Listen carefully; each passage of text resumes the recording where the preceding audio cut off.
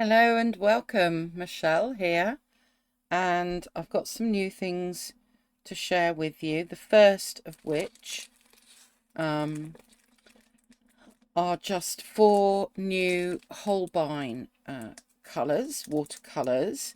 So these are my Holbein watercolours that I have at the moment. I've just got 15 of them. Um, and I've bought another four to add to my collection. I'm really quite liking these paints. I did swatch out 8 of them in my painter's colour diary, the 9 by 12 inch. And I then did some mixes underneath here. So that was the first 8 that I bought. And then I bought another 6. So I must be missing one then, she says.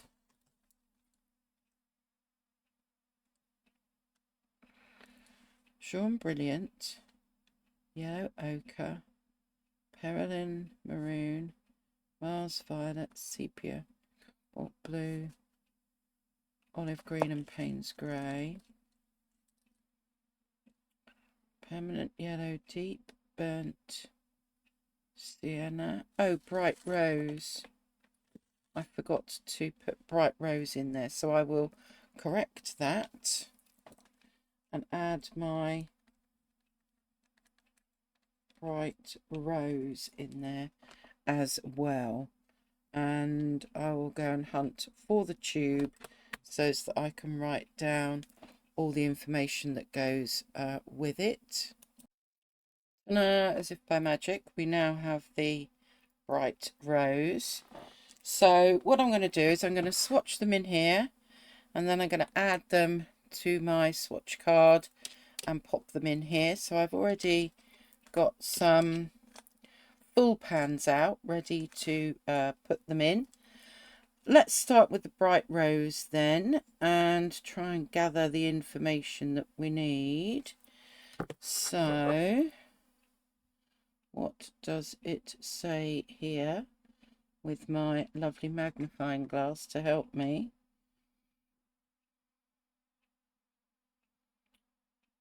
Here we go. BV11. BV11. A. B83. Okay. BV11. And then not quite sure what AB83 is, but that's what we've got. And does it give us the light fastness on here?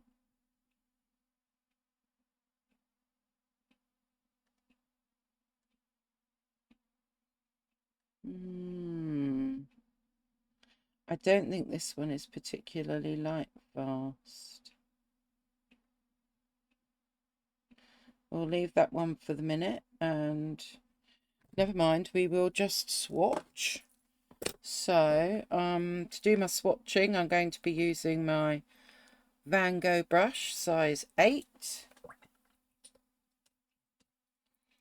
And where is Bright Rose? There you are. So we will pop our Bright Rose in here. I'm at a funny angle. And then we'll water that down a bit more on the edge. Okay, so that's just me catching up basically, isn't it? Let's start then with my new one, which is lavender. There we go.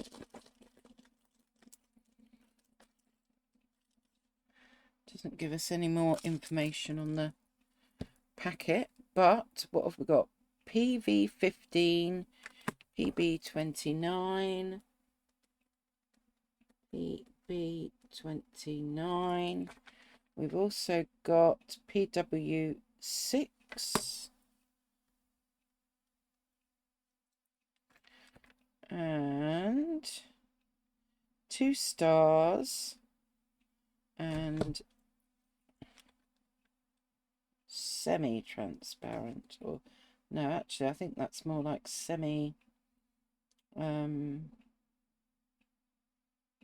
opaque, semi-opaque. So we've got 2 stars, 2 stars, and just so that you know, it's semi-opaque. So let's pop, where's my one that says lavender? Here it is. So we'll get some lavender in there.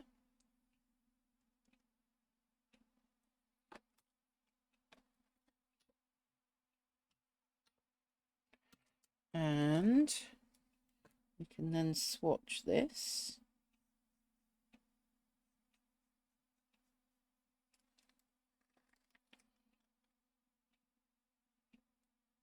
Yeah, this is a semi-opaque because you can see it's going over the black line. Add a bit more water.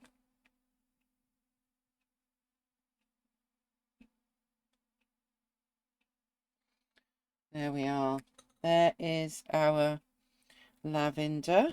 Of course, what I should have done, this is my little bag that I keep magnets and sticky dots, that kind of thing in. So I should have some magnets in here. So let's pop one on the bottom. And we'll pop lavender over there. And we'll put lavender on my swatch card, like so. Perfect. Right, moving on, we have got turquoise blue. Let's find our end.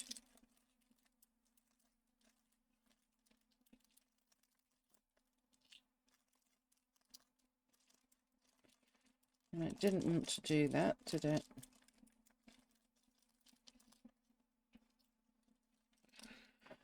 Scissors required then.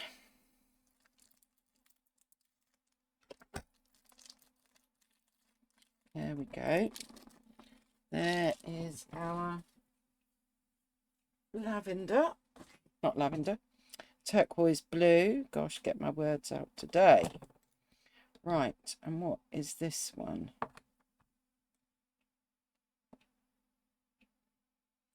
Okay, PG7, PB15 and PW6. PG7, is it PB16? No, PB15.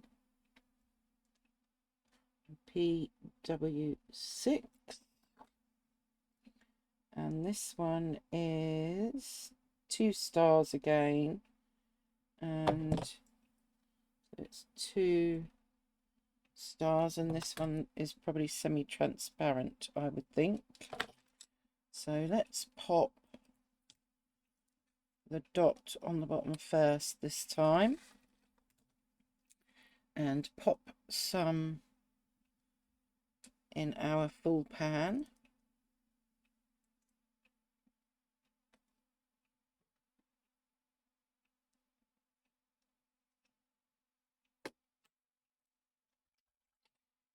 Then we can swatch this turquoise blue out. And let's see what we've got here. Oh.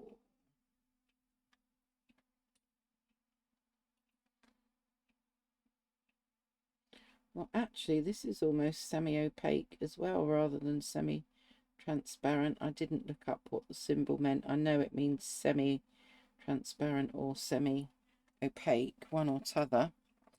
Right, where does my turquoise blue go? It goes there. So let's turquoise blue on my card. Moving on then, Aureolin. Aureolin.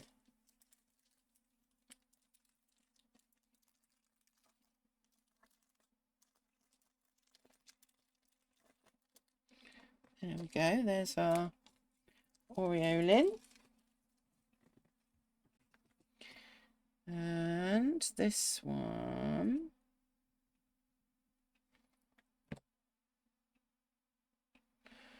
Okay, PY 154, 175 and 150. PY 154, 175 and 150. Okay. So we've got 3 yellow pigments in here. And this one is 3 stars. So this is the most light fast out of them all so far. And we will squeeze you in.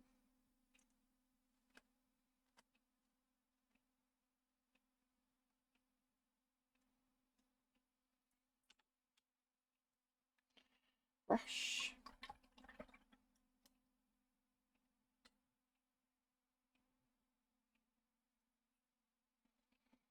Right, let's get some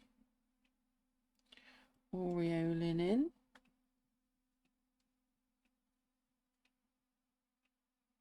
And this one is transparent.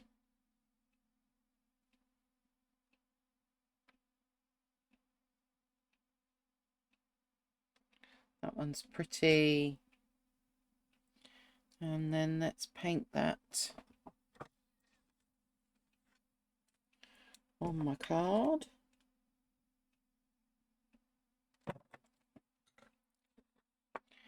Okie dokie. Oh, we need a magnet. Magnet.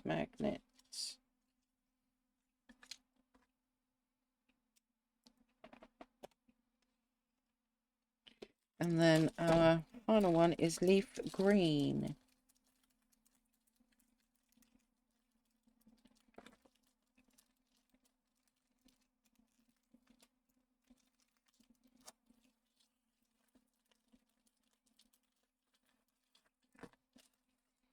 There is our leaf green and PY 154 and PG 7. PY 154 and PG 7. So this has got a phthalo in it. Let's pop our dot on and let's just check. Where is it? 3 stars. Oh, this is definitely semi-transparent. 3 stars. There we go.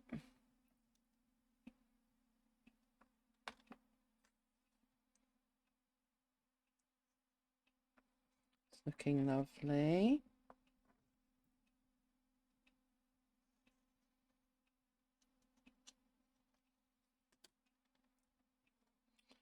So let's get our brush.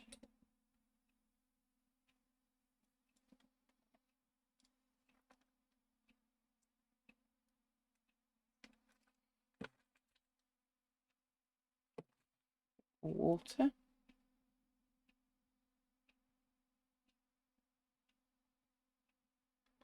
I'm loving these 4 new colours.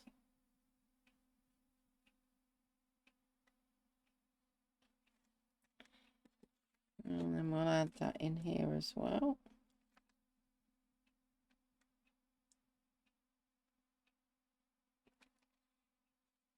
Wow. And then that one fits in there. Okay, so let me put my sticky dots away. The magnetic dots. That's good. That's a good job done. And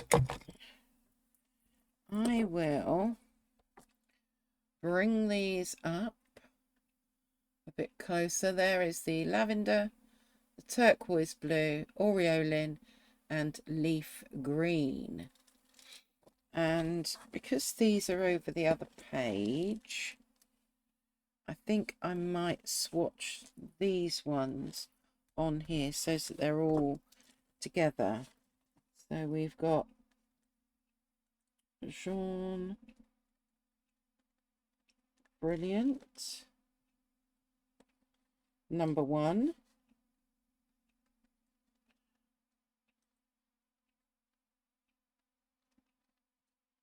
PY35, PW6, 2 stars. Right. So I'm basically going to transfer what was on this page, just so that they are all together.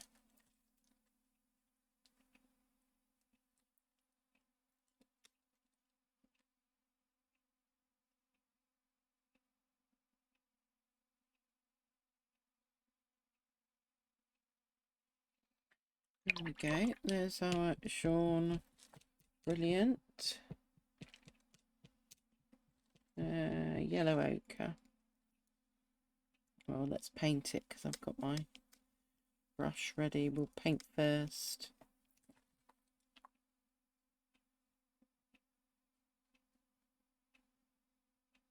This is a lovely yellow ochre. I really do love this particular one. So yellow ochre,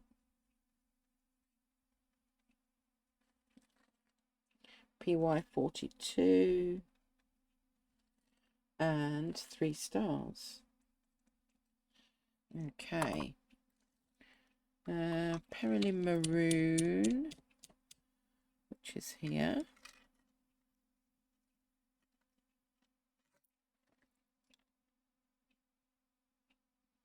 Another beautiful colour.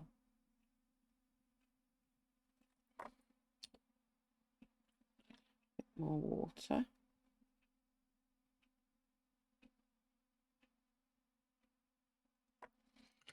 Okay, Perylene Maroon.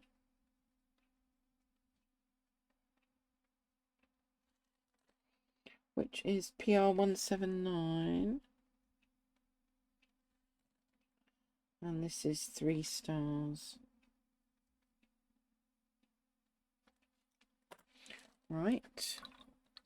What have we got next? Mars Violet.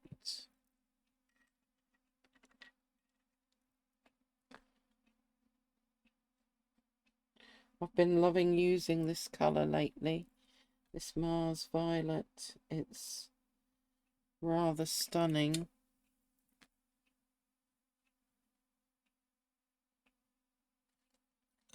So we've got Mars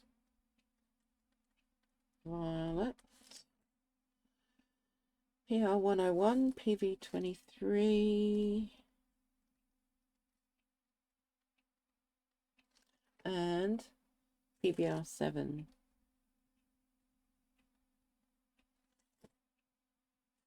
Two stars for light fastness. Then we've got Sepia. And that's just here.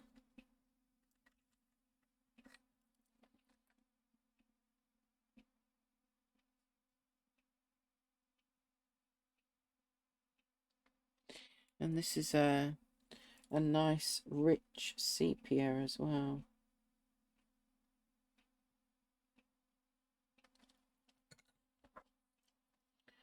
In fact, I really am quite impressed with these particular paints, to be honest. PBR7 and PBK6. So that's pigment brown 7, pigment black 6. There we go. And that one is 3 stars. What comes after sepia? Cobalt blue.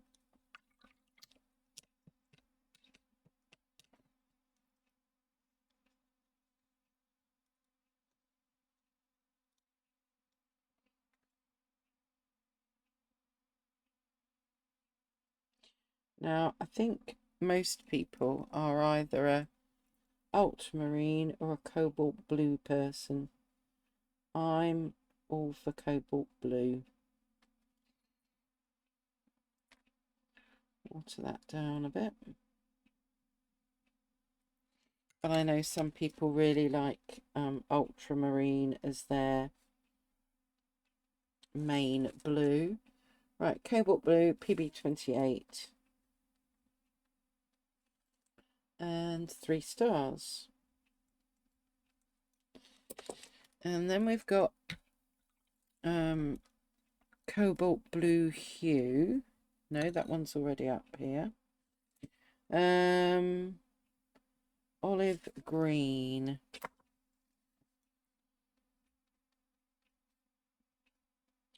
I will show you the difference between the blue hue, which is not a real cobalt blue, and the real cobalt blue in a moment. So olive green, where are you? PY 150. PG7, which is phthalo green. PBR 25. So let's do our olive green, and you are here.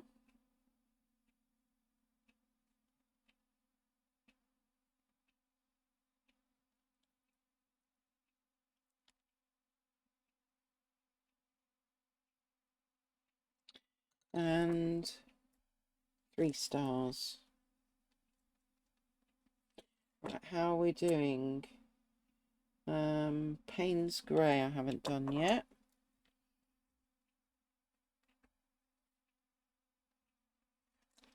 Payne's Grey, PBK 6, PB 15, PR 122, and 2 stars. So let's do our Payne's Grey.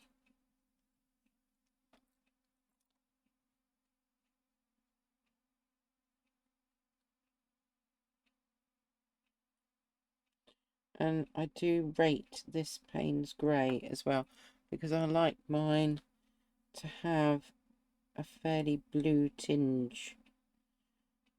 And that's exactly what this has. So is that all of them? 3, 6, 9, 12, 15, and 4 is 19. 15, 19. There we go. Right. So now, whoops, let's get that so as you can see it. Those are all of my Holbein tubes. And let me just point out, that's the real cobalt blue, PB28.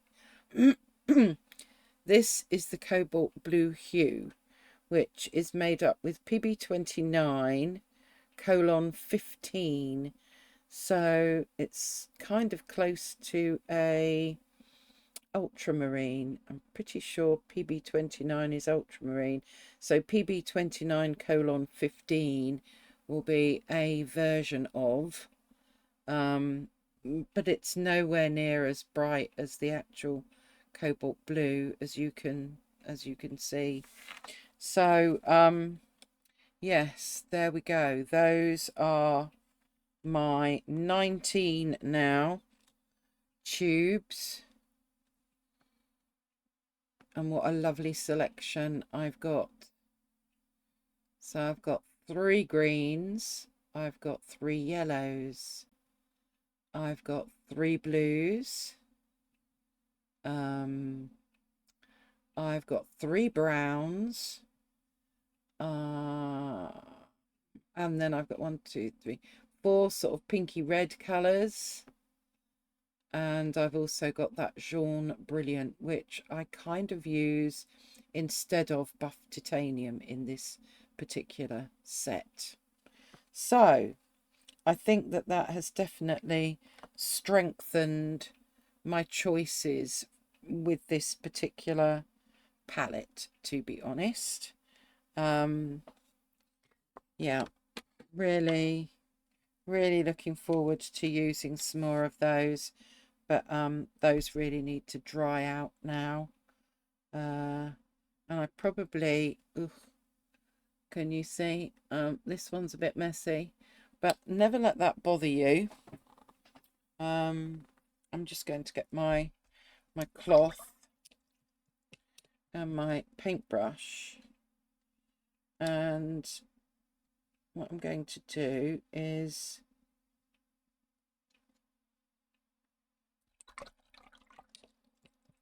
keep rinsing away and removing where I've obviously got the green in there with it. But if you just keep gathering it up with your brush, you will get to the point where you've actually got your colour in there again, and that's the permanent yellow deep. So never worry that you're making your paints dirty, because just with a bit of water and a paintbrush you can clean them off again and it will be fine. So there we go. That's the first new purchase that I'm sharing with you, these new paints. And I will bring up my next purchase. Hello, and here I am again. I've done this video in 2 parts, as you might have guessed, but this is my latest purchase. So when I filmed the Holbein paints, the newer ones that I've got, this didn't arrive until in the midst of me doing that video. So obviously I had to do a bit of preparation. So I'm sorry if it feels like this video is in kind of like a couple of parts, but in any case, I got this from Etsy. I'll leave the link below as to where I got this from.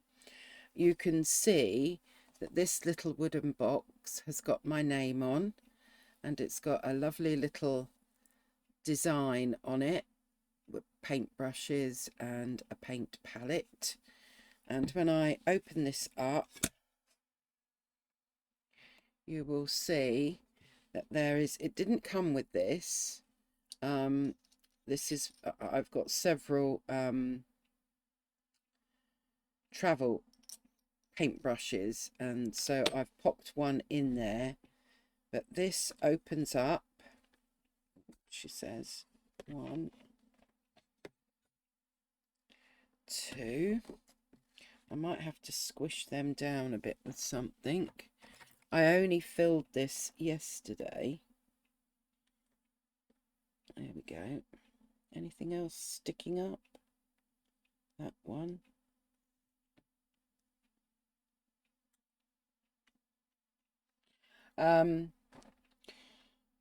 Yes, so these really haven't had much of a chance to dry, but you will see that you've got a mixing area. You've got an area to put this in, so that fits in there. And then you have got a couple of magnets here, so you could put your paper on and use magnets. Where am I? Here we go. Couple of magnets here, so you could put your paper on and use, where are my magnets gone? Here they are. You could get this out.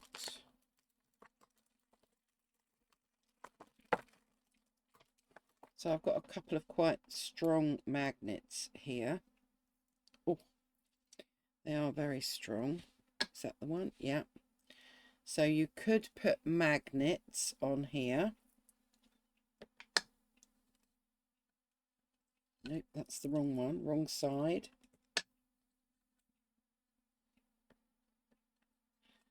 Actually, I'm not sure that that's the right one either. Is that the right one? No, that's the right one. There we are. So you could put a couple of magnets on there to hold your piece of paper in place, or, which is what I'm going to do, you grab yourself a couple of clips to hold your paper in place. Now, obviously, if I move this out of the way, this doesn't go in unless this is on something else, because at the bottom of it, if I take that off again and I shut that back down, you will see that on the bottom we've got this, which means that we can fix it to a tripod. So this, I think, is about as low as this will go. So let's put our box on here.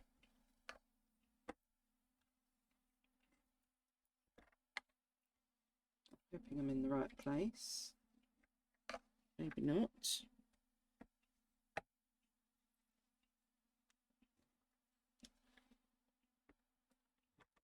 Ah, there we go.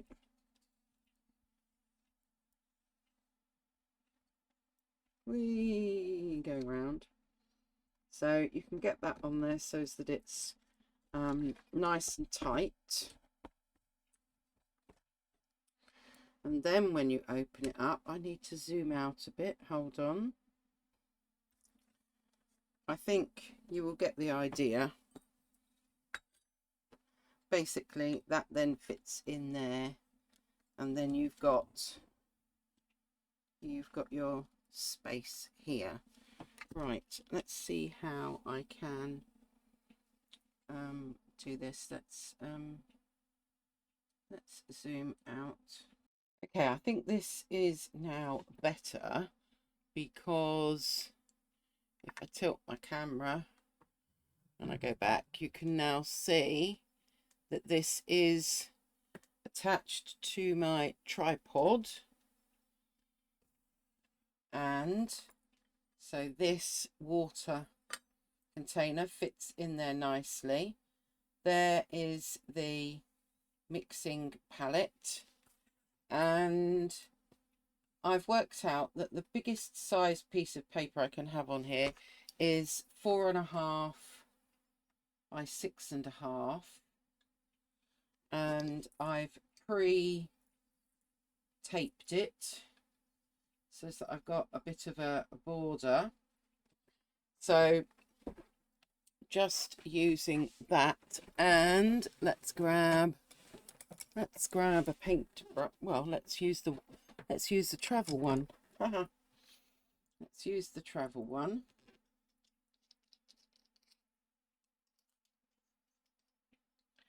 This feels like a very weird angle to film at, but I'm not sure that I could do it any other way. So I have got my brush here, and let's just say we want to do a bit of a sky. So we could get our sky in.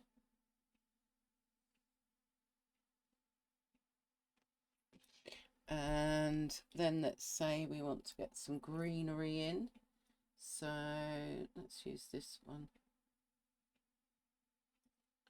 So we could then put some green in.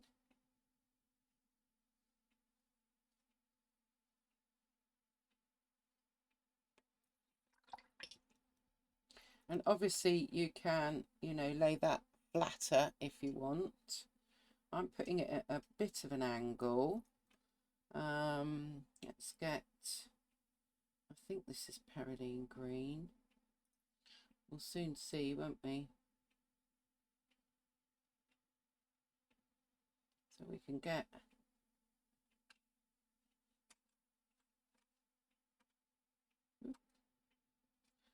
something else going on here.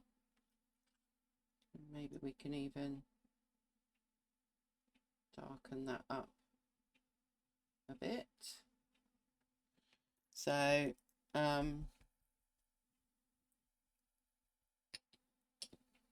then maybe we could even add in something else going on. Where's my sepia? Maybe we could start to get some trees in the background here. Obviously this is all wet in wet, so it's going to kind of fade a bit.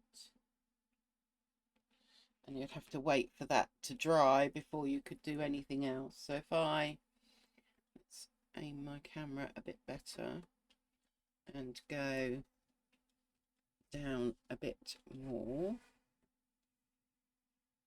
That's better actually, isn't it? Yeah.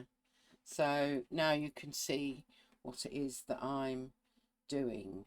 So I can move my tripod up and stand and paint, or I could sit at a bench and put my tripod up. So I'm thinking this is rather a lovely little setup that is attached to a tripod with like a camera fitting, if you like. So I'm just going to get this back on the desk now, but obviously hopefully you can, you know, see what I've been doing there as a demonstration as best as I could. And I'm going to come back to the desk and I'm going to share with you the colours that I've chosen to put in this palette. This palette has got 1, 2, 3, 4, 5, 6, 7, 8, 3 8s, 24, no, yeah, 24. So you know, you've got quite a lot of paints that you can put in there. Okay, I'm going to change my view again and come back to the desk. Okay, I am now, she says, straightening the camera. Which way do I want to go? That way. I'm now back at my desk and I've taken this off of the tripod, so obviously the water pot again is not going to fit in, which is not really needed if I'm just using it on the desk anyway. Yeah, that's the beginnings of quite a nice little painting there. But let me show you the colours that I have popped into this lovely palette. So I've got Aureolin, which is Holbein, Permanent Yellow Deep, Holbein, Yellow Ochre, Holbein, Leaf Green, Holbein, Olive Green, which is Holbein, Viridian Hue, Holbein. You'll see there's a lot of Holbeins here. Turquoise Blue, which is Holbein, Lavender, another Holbein. I put 2 sepias in because I know that I'm going to be using that a lot. They're Holbein. Then we've got Peridine Green by Michael Harding, Cascade Green by Daniel Smith, Vermilion Hue, which is Holbein, Cobalt Blue, this is the Cobalt Blue Hue, because I want to use it up, that's by Holbein, Cobalt Teal by Michael Harding, Bright Rose by Holbein, Buff Titanium, I didn't write on there, that one is Daniel Smith. Where's my pen gone? Let me just add that in there.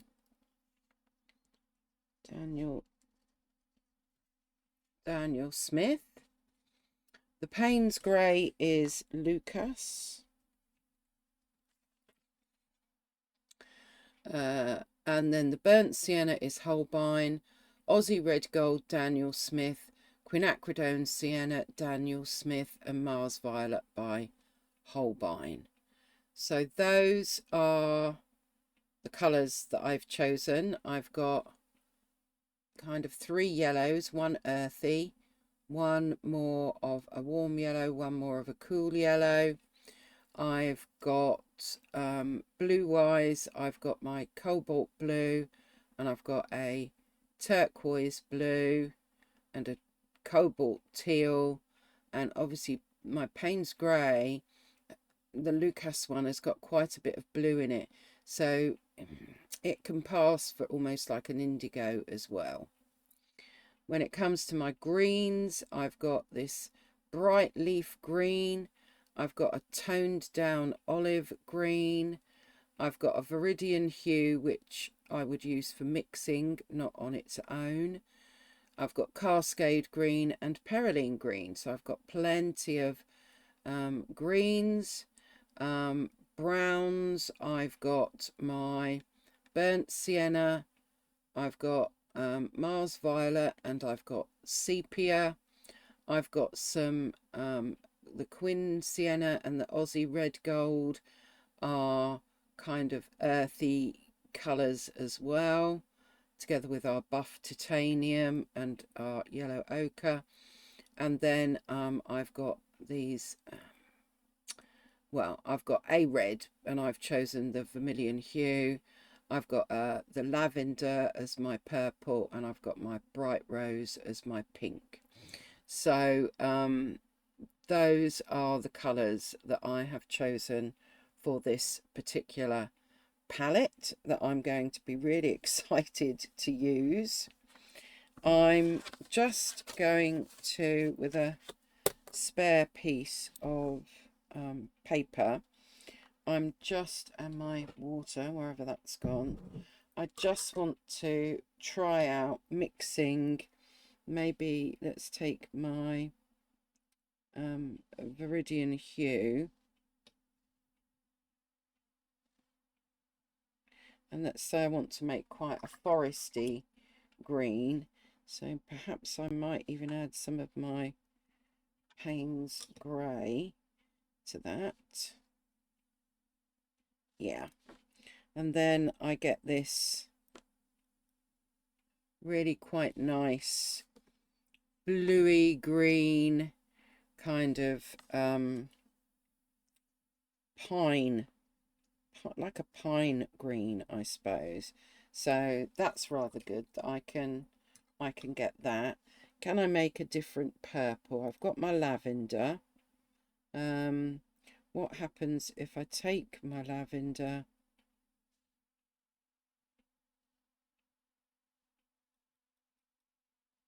and then again add some of my Payne's grey? Maybe too much Payne's grey.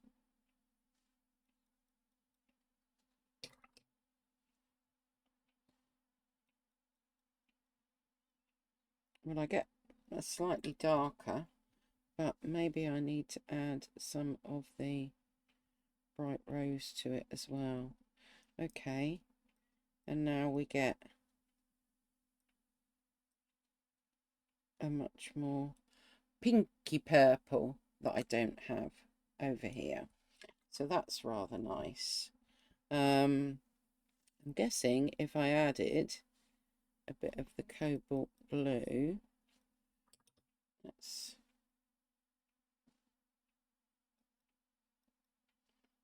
okay, let's keep going.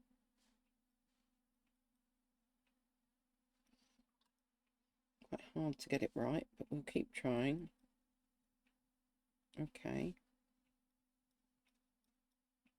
And now I've got like a cornflower blue, which is another colour that I don't have on my palette. Let's see if we can make a warmer brown. So if I mix together my sepia together with some of my burnt sienna, Maybe a bit more burnt sienna. Yeah. And so now that gives me another completely different brown to the ones that I've got on here. I've already got an orange really with my Aussie Red Gold, so I don't need an an orange. I don't need to make an orange. In fact, I suppose the only other thing I might want to do is a darker. Maybe I want a darker blue, but not a Payne's grey. So let's just add some Payne's grey there to our cobalt blue. And now I've got indigo. So that's nice. Trying to think. I mean, there's such a good selection on here that it's hard to know if I would need any other colours, but I think this is showing me maybe if I mix the Viridian, let's go back up here with whatever was on there, it doesn't matter, with some of the yellow ochre,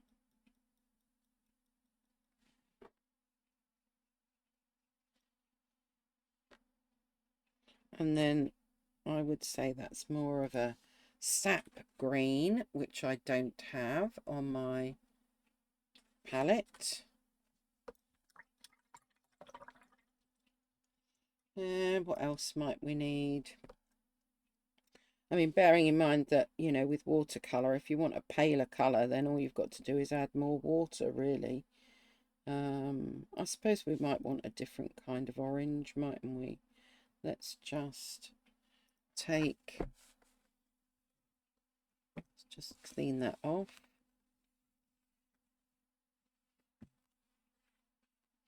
And take some of our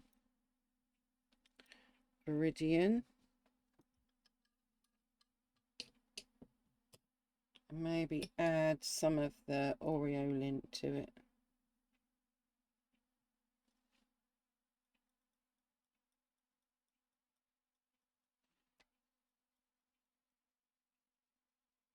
I mean, it is lighter than the Aussie Red Gold, so it, you know, just having that red there means that I can mix different oranges.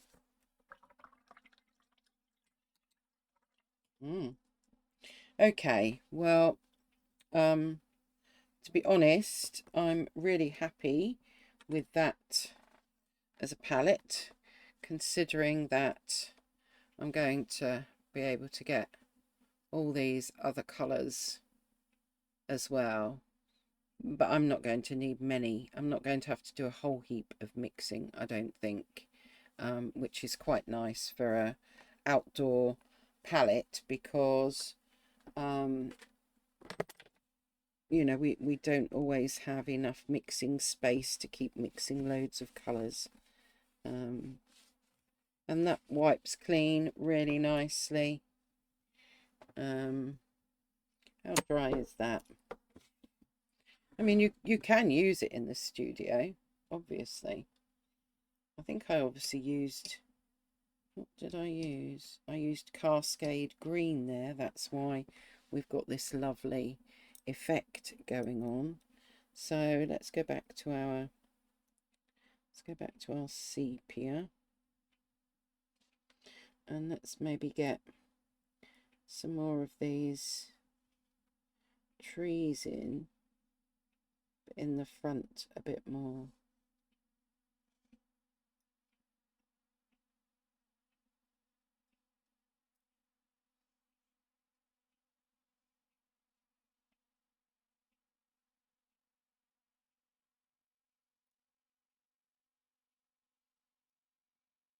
Okay. And then over this side, maybe we will use our Mars Violet. I'm just playing now, obviously. And we will get something else that's kind of coming out together with, maybe we need to add a bit more in here. So let's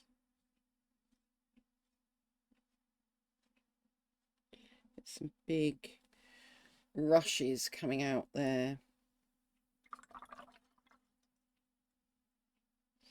And we know that I don't like leaving my trees in one colour. So I'm going to add in a bit of the cobalt blue.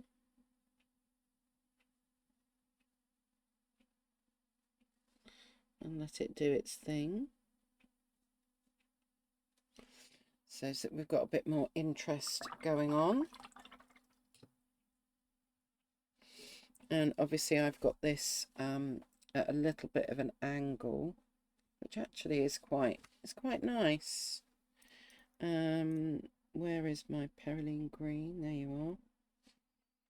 And then maybe we can just, do I want the well, yeah, maybe we'll add some of the Perylene Green in here as well. So we've got a 3-tone going on.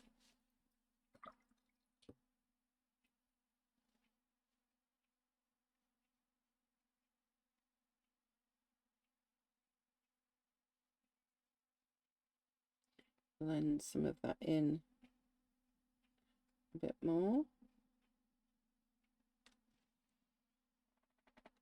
And then at the bottom of our tree, I feel like we need a burst of colour. So I'm just going to get some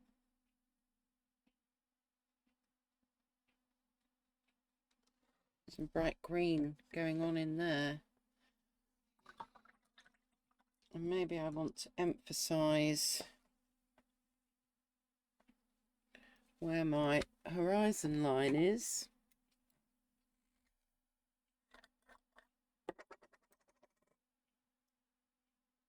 So I'm going to take some white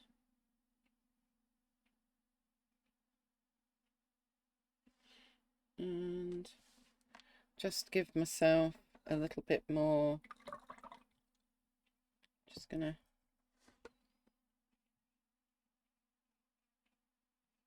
maybe just tone that down a bit and have it dragging down a little bit.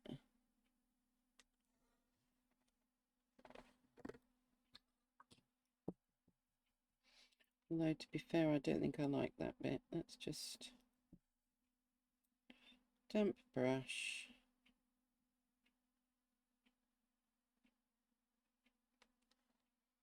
And we'll rectify that again.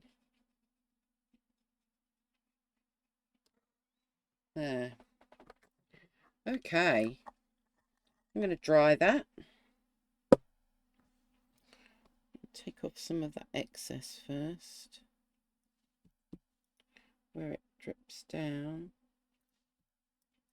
which you can always do with just a thirsty brush, as we call it. A clean, damp brush. Right, let's dry and see what we've got. Right, so I've dried that off, and I'm just going to grab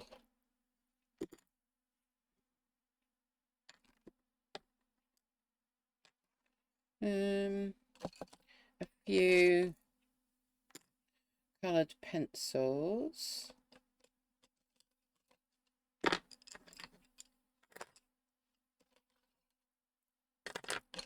They should probably do.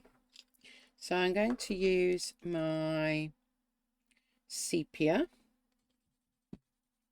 and just bring out a bit more of this tree here and give it some texture, basically.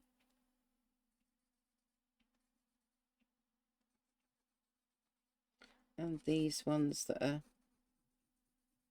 in the background. And we don't need to do much because, you know, the paper does it for us, really. And then we can take a little bit of white and just so as we can see that maybe there's a little bit of a light source going on. And then over here I want to get some more definition on these big frond like leaves. So I'm going to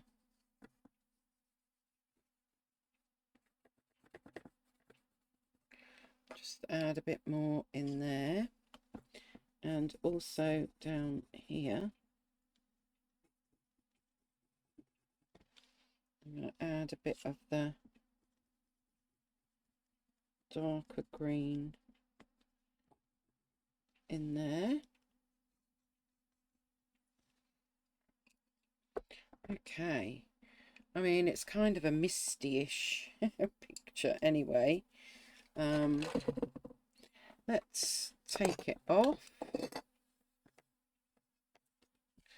and then take off the, let's take off the tape.